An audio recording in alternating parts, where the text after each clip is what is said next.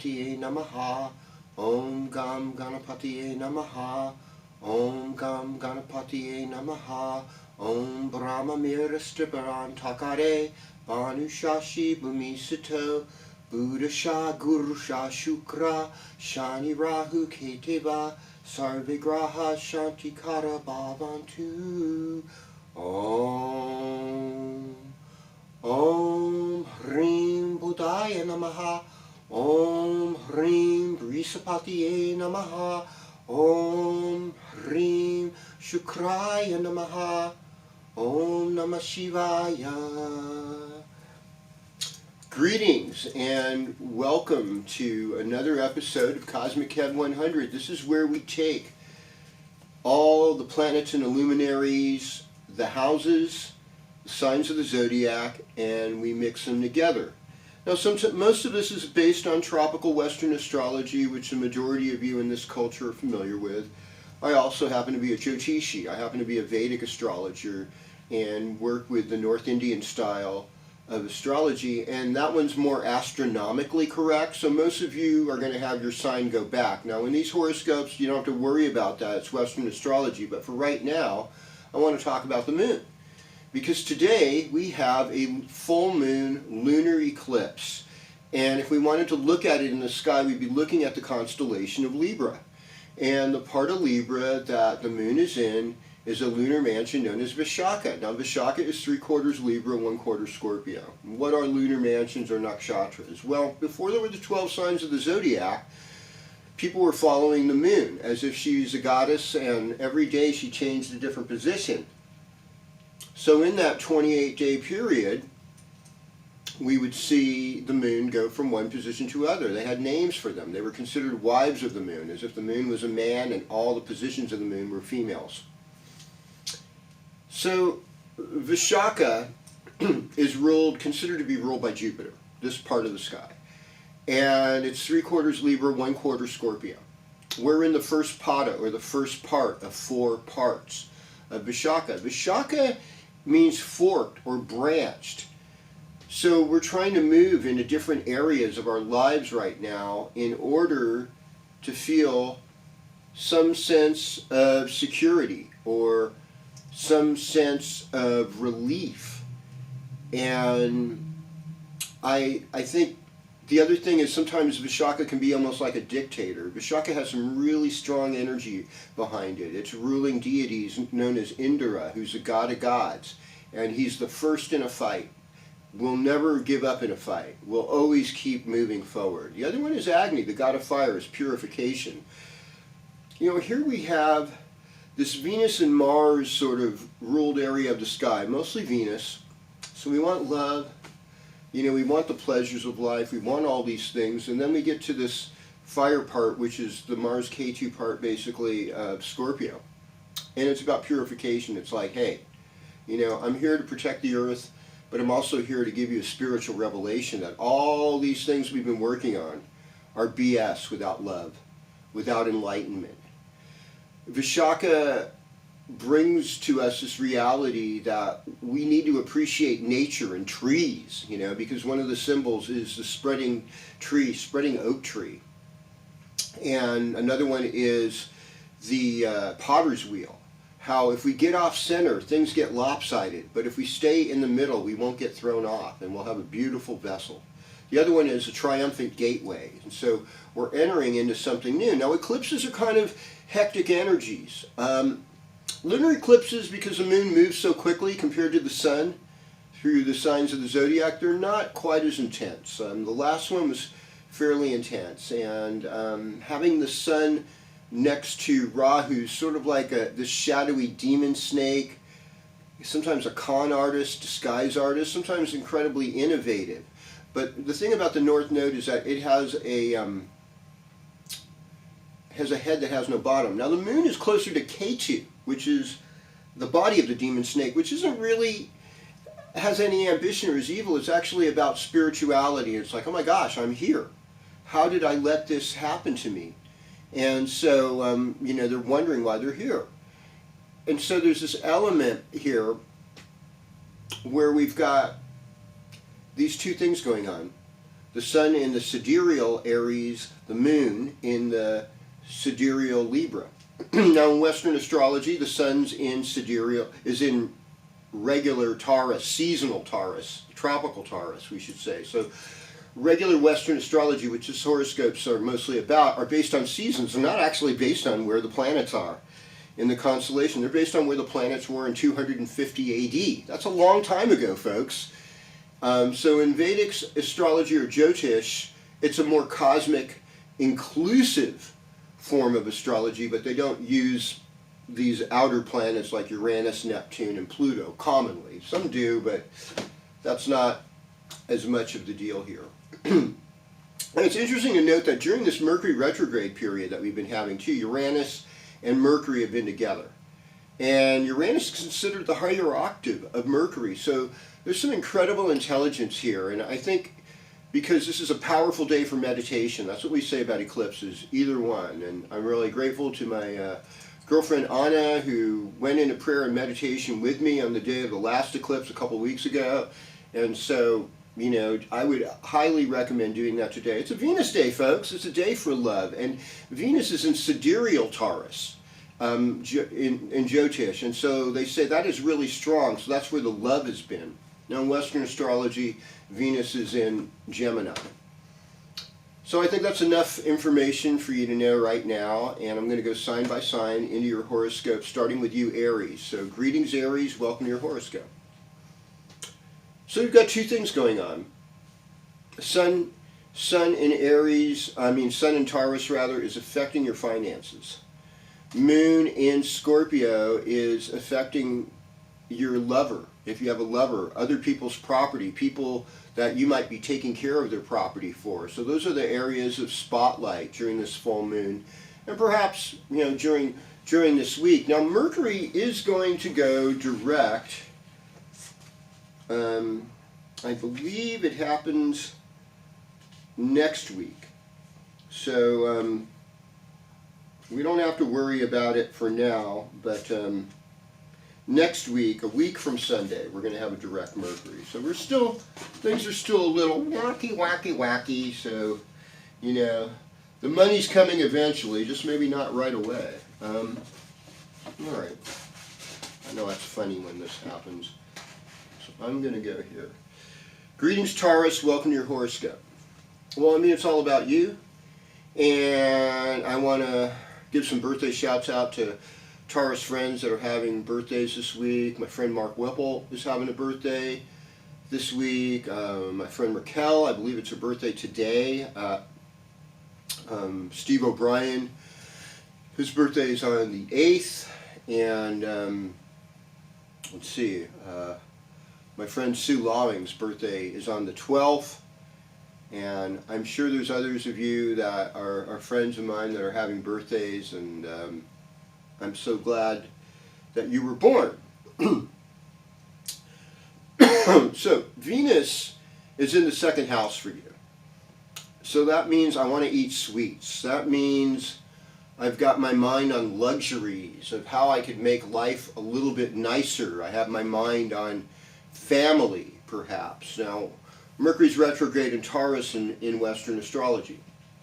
And it's right there with Uranus. And so is this, so is the sun with the full moon. So Uranus is kind of opposite where the moon's at. So there's like a lot of excitement, sudden shocks, inspiration. There could be some weird weather, earthquakes perhaps, different things going on. This full moon affects your relationship. So Taurus and Scorpio actually make a really good couple as far as opposites go, because they're both fixed in yin elements, water and earth. And so, you know, Taurus is said to be the most sensual sign in the zodiac, and Scorpio is said to be the most sexual sign in the zodiac. So, they're bound to have a really good time. And I remember one time seeing this cartoon saying the thing about Scorpio and Taurus when they're together as a couple is that they love each other even after death. So that's a big deal. And so there's this kind of this breakthrough for Taurus. These new things are coming through right now. There's a lot of karma to work on. There's some spirituality to be investigated with Jupiter there in the 12th house, and hanging out with a group of mature people that have a spiritual practice. Saturn and Neptune over here. It's going to help. It's going to, in the long run, this is going to pay off.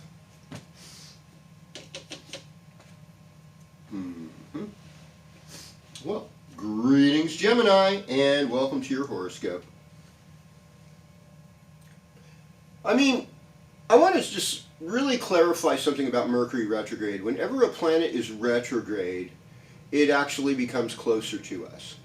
So when Mercury's in your 12th house, that's a house of loss. So if you've lost some money or you've lost some item, Mercury is really about our toys, it's about our money, it's about our technology, it's about information, loss of information, Oh, my hard drive went out. A lot of people have computer problems. Mercury retrograde. It's amazing how 25 years ago most of us didn't own computers, and boy, how much simpler life was. And to be honest with you, life was a lot better. We weren't being surveilled constantly.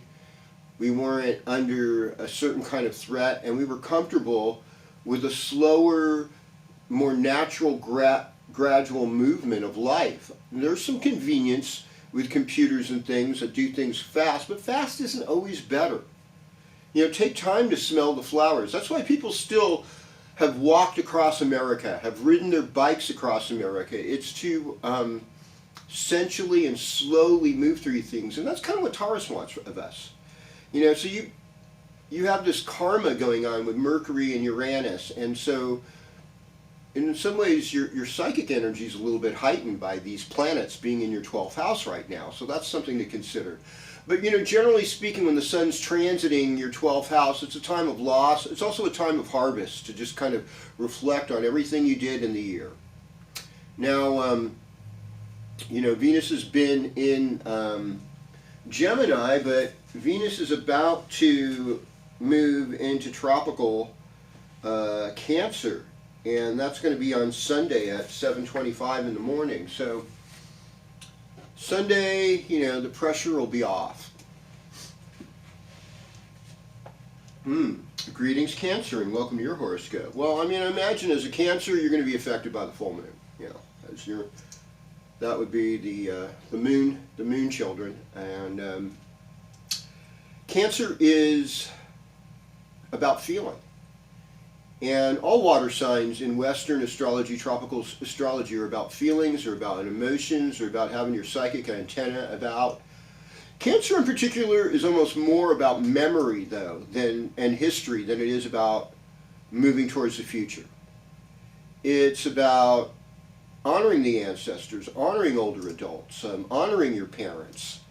And moon will be in your 5th house, which is kind of fun. So it's like a fun full moon. It's a fun full moon that might deal with your own personal creative expression. I'm thinking of a creative artist in music, Arlo Guthrie, Woody Guthrie's son. He's a Cancer. I'm also thinking of Ray Davies from the Kinks, another Cancer songwriter. Very creative people that actually make fun music.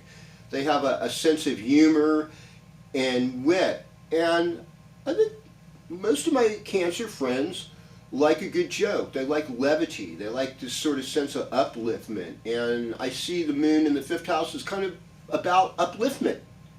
So lifting each other up. If you have female children, they're going to be more in focus. Moon also symbolizes the feminine in our life. And it's also social gatherings, because the 11th house, where the sun is and where Mercury is about your social life. And so getting together, appreciating people. I think also appreciating people that have even done the wrong thing. Opportunities for forgiveness, opportunities for healing, opportunities for helping. When we recognize these things, we strengthen the community. Because we're really ultimately only as strong as our weakest link. Greetings, Leo. Welcome to your horoscope. Taurus time is about how you work, how you pay back to the world with your abilities, how you work on your public karma. And one of the traditional things they say of Taurus is your midheaven, in the Western horoscope. It's gardening, doing artwork, playing music, cooking, giving some kind of beauty as part of your deal. Even though Leo is associated largely with leadership, with the father, with teachers, the way it works and operates is through beauty and bringing about something that brings comfort and luxury and possibly even romance. So here we got this full moon, and that full moon is in your 12th house. Ooh, right? No, it's not. Full moon is in your 4th house, rather. So it's like a moon house in Scorpio. And so just one thing they say about like Scorpio moon is that it feels debilitated. Why? Because the moon isn't satisfied like it would be when it's in Taurus. And so there is this thing of like Scorpio's key phrase is I create and I desire. And so we're aware of what's missing. Now, if we can be positive and create and be innovative with something, we do really good with Scorpio moon. If we kind of whine and say, I'm not getting what I need and desire, well then we don't do so well with it. So I think the message for you is, as you're working and as you're doing things, give thanks. Give thanks for your mom. Give thanks for elders in your family, and send a blessing to them if they're not doing so well. It'll be ancestral healing, my friends. Greetings, Virgo, and welcome to your horoscope. Well, I mean, Virgo and Taurus are good buddies. There's no question about it. They work really well together. Virgo is experiencing Taurus through their 9th house, which could be the house of the father, it could be the house of foreign travel, the house of higher education, the house of teachers, the house of religion, the house of exotic cultures. And it's considered the luckiest house in the zodiac. So I think after dealing with maybe some really not so good things that were out of your control last month, right now you're in the middle of like reaping some really good fortune. You know, I want to thank my friends Gypsy and her partner that just while I was at the Upper Crust of Chico just decided to pay for my piece of quiche and my friend's coffee and pastry, and just out of love. You don't realize how powerful you people are, all of you, because little acts of love just make all the difference in the world. I'm pretty sure Gypsy's a Taurus. So don't forget how powerful you are to make somebody's day and make the world a better place. That's what I'd say to you, Virgo.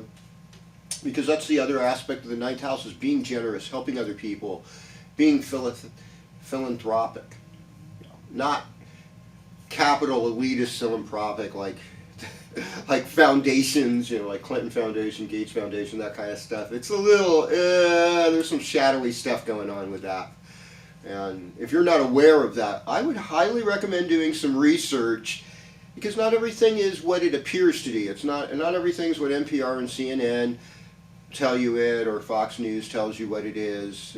There's some deep stuff going on, and we're in a world of hurt right now because people will do quick labels, quick fact checks that are run by corporations and other groups with special interests and think that's the truth, and it's not. Greetings, Libra, and welcome to your horoscope. All right, so Venus is moving this week. Did I tell you? I don't think I told you. So Venus is moving over into your midheaven, and that's the 10th house. And so this means that, and that happens Sunday, that you're going to put more beauty, more of your creativity, and more of your great balancing act to make things more beautiful in the workplace, whatever you're doing. And so that's a gift. So there's a little bit of you stepping up with your gifts this week. That is a nice thing to consider. Taurus time for Libra. I mean, this is the other Venus-ruled sign. And they're very different. Libra's a cardinal sign, so it's very motivated. It's an air sign, so it's a little more masculine, possibly slightly more risk-taking, also maybe a little bit flighty and indecisive, whereas Taurus is pretty stable, firm, and it's like occasionally my way or the highway. There's not that negotiation ability that Libra brings into the picture. And Taurus rules your 8th house. So this is a lot of transformation. This is a lot of letting go. This is when other people are in power, not yourself, which can feel unjust. Libra doesn't like things that are unjust. And it could affect you economically because money is ruled by the 2nd and the 8th house. That's where we're seeing the impact of this full moon. It can make you hungry. Full moon will be in your 2nd house. It could involve your family. 2nd house can also be family. It could be money. It can be values. It could be your neck, your lower face. And, you know, there's an eclipse there, so there's this uncertainty. And Mercury's retrograde. Talk about more uncertainty. Does Libra need any more uncertainty than this? Make a donation. Do something nice. Intentionally be good. And then release. Because this too will pass. We're getting Scorpio. Welcome to your horoscope. I mean, you're on the outside looking in. We've got an eclipse on Friday, so the moon is very much in Scorpio on Friday, and it's very much in sidereal Libra on Friday too, which is a Venus day, which most Scorpios are sidereal Libras. So I feel like there's this like niceness in the air, even though there's this willingness to expand and do other things. It's a good day for paying attention to your spiritual practice. It's a good day to go a little bit gentle with yourself. Mars is in Cancer. Mars in Cancer is debilitated, all right? But Mars in Cancer is also your 9th house. So there's a little bit of a sense of adventure, and you know enough to turn to the spiritual when you want to get rid of evil. You know enough to go there. Venus moving into the 9th house. It's like a more exotic love is coming into your sense of being. Ooh, this exotic sense of love. Learning a way to love differently. Isn't that as nice as it ever gets? Learning to love. Learning to love differently. Learning to love from a higher love. Learning to love from a more intentional, direct space. And Taurus is your partnership sign, so this is actually a pretty romantic full moon for the two of you, with your kind of lusty, you both have sort of lusty reputations, and you both have an ability to kind of be still with that spiritual energy and kind of have a container to really receive and be the magic that you're looking for. So I'm seeing healing, I'm seeing renewal, I'm seeing a new breath of positivity coming into the life of Scorpio at this time. Greetings, Sagittarius, and welcome to your horoscope. So Taurus rules your 6th house. 6th house is where we work out our karma. So when we have to pay the piper in our 12th house, it's not that bad. So it's service work. It's taking care of our health issues. They're generally like chronic, annoying conditions like allergies. And here in the North State, in the northern Sacramento Valley, because all the blooms pretty much happened in late March, early April, it's been nuts. All the blossoms went off. Blossoms that normally would come out in late February, early March, waited till April. And so once the weather got dry and there was no rain, and the wind blew, everything's flying around, and it's hard on the lungs and the sinuses. So it's like just keeping allergies down, allergens, you know, maybe not eating wheat, dairy, sugar, seed oils. These type of things tend to wear people's immune systems out. And having, you know, healthy whole foods, vegetables, fruits, pasture-raised animal products. These are generally going to give more health to you. If you do eat dairy, that would be raw, and so not have all the enzymes that help you process it or cook it be cooked out of it, whole. And so moving towards wholeness. Now let's talk about Jupiter for a bit. Jupiter is in Aries. Jupiter's in Aries in both systems. Jupiter brings life in the 5th house. It's a karaka, it's an activator, so this can help your children do good. This can help you do well as a parent, particularly fathers, getting back in it, getting involved with your kids. This is a good time for that. There are other things going on besides this Jupiter effect, of course, which involve a lot of hard work. And it's also looking at your spiritual life. Scorpio's in your 12th house. This full moon's in your 12th house of loss. You might have been going through some deep stuff. A lot of people I know have lost loved ones, friends, due to many different things. Not as much as the virus as it used to be, but there's other things that have contributed to their poor health at this time, and that's probably not appropriate to talk about on YouTube, but it's okay. We want healing for everybody. All right, greetings, Capricorn. So we've got Saturn in Pisces, seasonal tropical Pisces. That's your 3rd house. So working on difficult neighbors. You're having a problem with your neighbors, your relationship with the people around you, your siblings. You're having problems with your siblings. This is part of it. This is because the 3rd house is our siblings. It's our way of communicating as well. So if communication was difficult because of the alleged Mercury retrograde, look, Mercury, Lord Buddha, is closer to us, folks. What does he want? He wants us to be good to women, good to people that are sick, help them, give them a green thing, making a donation that's green on a Wednesday. That helps your Mercury karma. You need to honor your siblings. And also be careful about what kind of information you're putting in your head. It's like a lot of times we want things, we're curious about things, but we also, especially before we go to bed, we want things that are calming, soothing.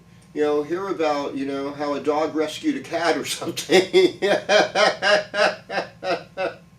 Or how a Shiite Muslim helped a Sunni Muslim out of a really bad situation when they're like sworn enemies.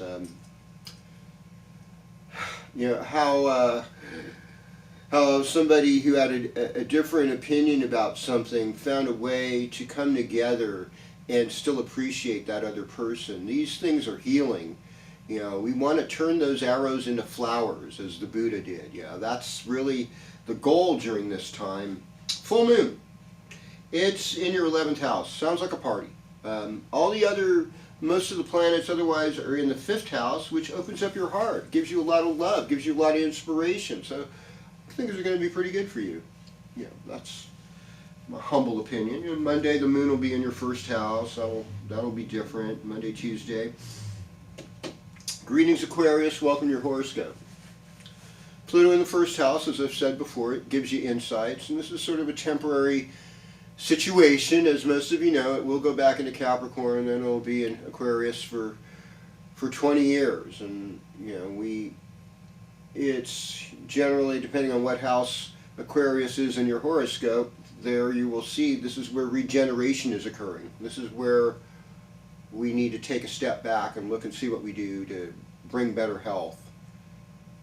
Full moon, full moon is in Scorpio. Scorpio is your midheaven, it's your career, it's how you work. So actually, this is going to be a fat celebratory moon, and you're going to see you're good in it. You're going to see your best abilities and how they come to the forefront and bring more positivity as you bring your talents to the forefront. And then on the other side of it, Sun in Taurus right now, that's your 4th house. That's your fixed assets like your home, your property, maybe even your vehicle if you're trying to sell something. It's also your parents, older adults, people in your household, people that you consider to be in your tribe. So paying attention to them is good, and that's a way you're going to get the most out of this week's activity.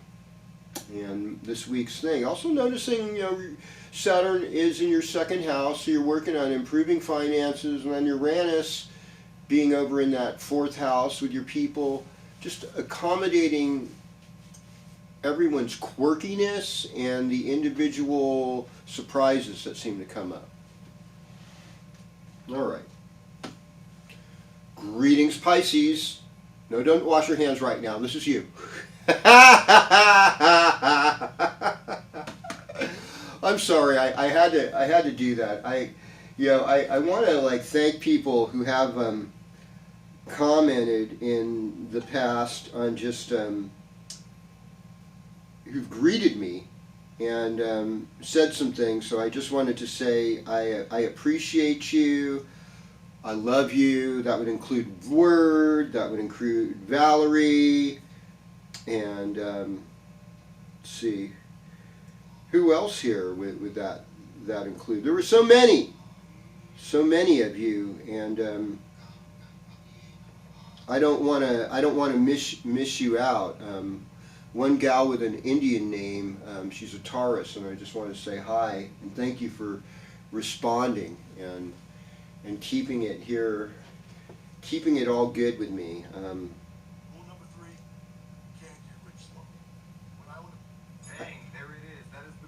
Oh well, this is so Mercury retrograde of me to do this. Thank you for being here, and Pisces, let's go with your horoscope again. Neptune in the first house. You can't do it without the help of Spirit. You wouldn't be here without the help of Spirit. Jupiter in the second house. Make a donation. Make your money and your resources grow by showing the universe how good you are with them and how generous you are. And allow yourself to be receptive to what good is there. This is not your time to be a victim. You're a victor. You're going forward. Mars in Cancer in the fifth house. It's allowing you to have more courage with your children, and it's helping you to have fun dancing and be more athletic. Maybe even swim season now that the weather's starting to get warmer. That's going to be helping you. The full moon in Scorpio, you're going to love it. It's ninth house. It could be travel. It could be an adventure. It could be exotic. It could be delicious. I mean, Scorpio and Pisces make a great team together. Now, Taurus with Pisces, I've seen it work before. Okay, so Taurus is more in your third house, and that's siblings and friends and neighbors and working with your hands and gleaning information and having short trips, working with your environment. All of this is going to be highlighted this weekend as well. I just want to thank you for being here. I want to encourage you, please subscribe, please share, hit the bell notification, keep your comments coming. I'm thanking Word, and I'm thanking Valerie, and I'm thanking my new friend who I don't want to make it respond in a unfortunate way. And so much love to you. Om Shanti Shanti Shanti Om Tat Sat.